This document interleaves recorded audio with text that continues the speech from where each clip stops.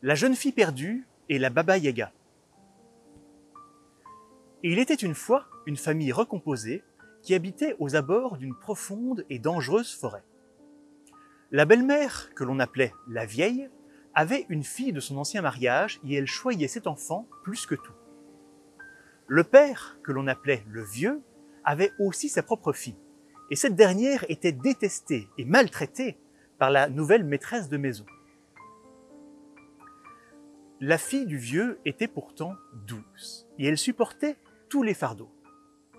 Mais sa demi-sœur en profitait, la laissant faire tout le travail de la maison et s'en attribuant les mérites. Même si la vieille connaissait la vérité, elle profitait toujours de l'occasion pour battre sa belle-fille sous le prétexte qu'elle ne travaillait pas assez. Un jour, la vieille dit à son mari : « Le vieux, j'en ai assez de ton inutile de fille, va la perdre dans les bois. » Soumis à sa femme, le vieux obéit en pleurant. Prétextant qu'ils allaient cueillir des champignons, le père emmena sa fille dans un coin sombre de la forêt. Alors que la petite était occupée à fouiller le sol, le vieux s'éclipsa rapidement et rentra chez lui, le cœur gros. Quand elle se rendit compte qu'elle était seule, la fille paniqua. Elle appela désespérément le nom de son père, le nom de sa mère décédée et même le nom de sa méchante belle-mère. Mais personne ne répondit. C'est alors que des bruits de pas se firent entendre. Ce devaient être les pas d'un géant, tant ils étaient bruyants et faisaient trembler le sol. Tout d'un coup, alors que la fille perdue cherchait l'origine de ce bruit, une énorme patte de poulet se posa juste devant elle. En levant la tête, elle vit une isba, une maison russe traditionnelle, posée sur deux colossales pattes de poulet. L'isba avait traversé la forêt jusqu'à elle. Les pattes se plièrent alors, posant la maison devant l'enfant abandonné. Hésitant, mais n'ayant nulle part où aller, la fille ouvrit la porte et entra dans l'isba. La grande pièce intérieure était remplie de bocaux, de sacs puants et d'autres objets étranges. Le tout était complètement en désordre et tellement recouvert de poussière qu'il était presque difficile de respirer. Au centre de la pièce se trouvait un énorme mortier de cuisine qui flottait magiquement à 1 mètre du sol. Un bras décharné sortit soudainement de l'objet, faisant sursauter la fille, suivi d'un second bras. Se redressant difficilement en se tenant au bord de l'objet, une vieille femme sortit alors le haut de son corps et se servant de l'énorme pilon comme d'une rame, avança avec le mortier volant jusque devant la jeune fille. « Tu es perdue, petite ?» demanda la sorcière. La fille hocha la tête dans l'affirmative. « Bien, tu vas travailler pour moi alors. Je suis la Baba Yaga. Si tu fais ce que je te demande, tu seras récompensé. Mais échoue à une seule de tes tâches et je te dévorerai entièrement, ne laissant que tes os. Pour le moment, mange un peu. Tu auras besoin de force demain matin. » La Baba Yaga alla chercher un bol de bouillie dans le chaudron se trouvant sur le feu et le tendit à la fille. Sans un mot, elle sortit alors de l'isba avec son mortier flottant. La pauvre fille était justement affamée, et étrangement la nourriture sortie de ce chaudron sale avait l'air délicieuse. Alors qu'elle s'apprêtait à manger sa première cuillère, une souris monta soudain sur la jambe de l'innocente et lui dit : « Petite fille, ma famille et moi-même mourrons de faim. Je t'en prie, partage juste une cuillère de ta bouillie avec nous. » Prise de pitié, la fille répondit : « Une seule cuillère me suffira. Vous pourrez vous partager le reste du bol. » Et ainsi, elle donna presque toute sa nourriture aux souris qui en furent enchantées. Au petit matin, la Baba Yaga réveilla la fille en la poussant avec son pilon. « Voici ta première tâche, dit-elle. Tu dois ranger et nettoyer complètement mon isba avant mon retour ce soir. » Sans un mot de plus, la sorcière partit. Il ne fallut pas 1 heure à la pauvre fille pour se rendre compte que la tâche était impossible. La demeure était plus grande que ce qui n'y paraissait de l'extérieur, et la crasse était tellement incrustée qu'il fallait un temps fou pour la nettoyer. Alors qu'elle s'imaginait déjà dévorée, la fille entendit un bruit et leva la tête. Des centaines de souris frottaient chaque recoin de l'isba de leurs pattes et de leurs dents. « Nous allons t'aider, » dit la souris qu'elle avait vue la veille. Avec l'aide de ses amis rongeurs, le travail impossible de la Baba-Yaga fut accompli juste à temps. En rentrant dans son isba, celle-ci regarda surprise le sol et les meubles propres. « Bien, finit-elle par dire, comme promis, voici ta récompense. » La sorcière sortit une belle robe couleur lune de son mortier et la lança à la fille qui en fut ravie. Ce soir-là, elle partagea à nouveau sa bouillie avec les souris. Le lendemain matin, la Baba-Yaga réveilla la fille et lui dit « Lève-toi et va faire chauffer de l'eau pour la baignoire. Aujourd'hui, c'est moi que tu dois laver.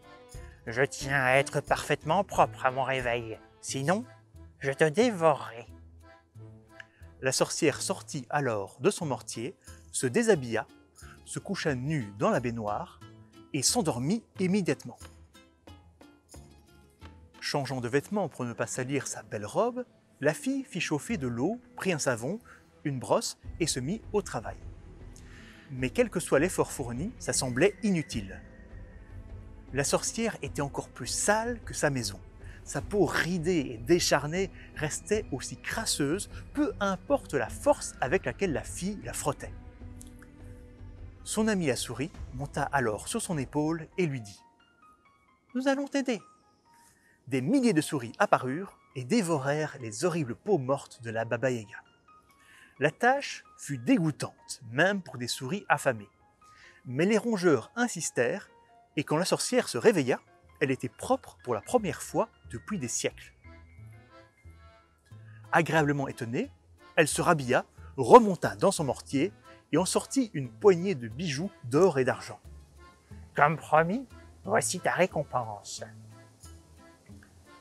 La jeune fille s'admira dans le miroir, munie de ses beaux atours dignes d'une tsarine, avant de ranger précautionneusement ses nouveaux trésors. Le soir venu, elle partagea à nouveau sa bouillie avec les souris. Le lendemain, la Baba-Yaga réveilla la fille. Elle lui donna une louche, l'emmena dehors et lui montra un grand étang. « Voici ta dernière tâche. Vide donc cet étang avec ta louche avant mon retour ce soir. Si tu n'y arrives pas, je te dévorerai, » dit la sorcière avec un sourire en coin. Cette fois, la fille perdue était au fond du trou. Elle vida quelques louches de l'étendue d'eau avant d'abandonner complètement et s'écroula en pleurant. Sentant des petites moustaches qui lui chatouillaient le visage, elle ouvrit les yeux et vit que des millions et des millions de souris la regardaient. « Nous allons t'aider, » dit simplement son amie. Les souris se mirent à boire l'eau de l'étang. Elles étaient petites, mais elles étaient tellement nombreuses, venant de tous les recoins de cette énorme forêt, qu'elles vidèrent complètement l'étang en quelques minutes. Quand la Baba-Yaga revint ce soir-là, elle n'en crut pas ses yeux. Son estomac criait famine, mais elle tint sa promesse et donna à la fille un coffre rempli d'or. Le même jour, il se passa quelque chose à la maison familiale de la fille. La vieille passa sa tête par la fenêtre et dit à son mari « Le vieux, va chercher les os de ta fille dans la forêt. Je veux les voir de mes propres yeux. »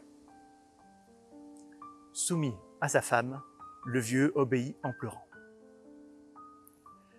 Quelques heures plus tard, le chien de la famille aboya et dit à la belle-mère « Le vieux revient avec sa fille. Ouh, elle est vivante, riche et porte de beaux atours. » « Tu mens, » répondit la vieille en lui jetant sa chaussure gauche. « Elle est morte et il revient avec ses os. »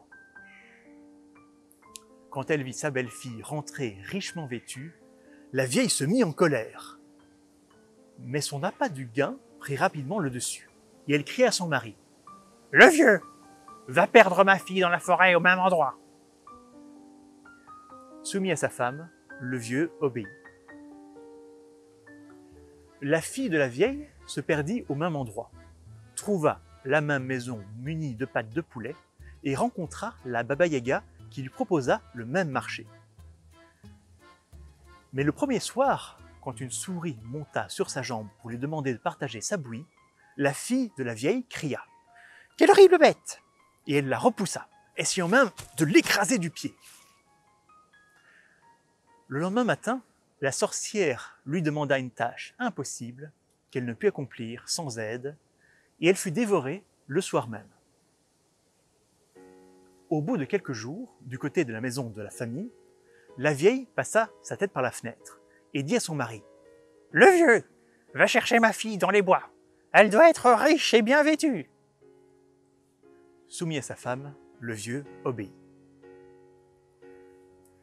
Quelques heures plus tard, le chien de la famille aboya et dit à la belle-mère « Le vieux revient avec les os de ta fille. Ouh, elle a été dévorée par la Baba-Yaga. Ouh !»« Tu mens !» répondit la vieille en lui jetant sa chaussure droite. « Elle est vivante et riche. » Voyant le vieux revenir avec les os de sa fille, la vieille eut un tel choc qu'elle en mourut sur le coup.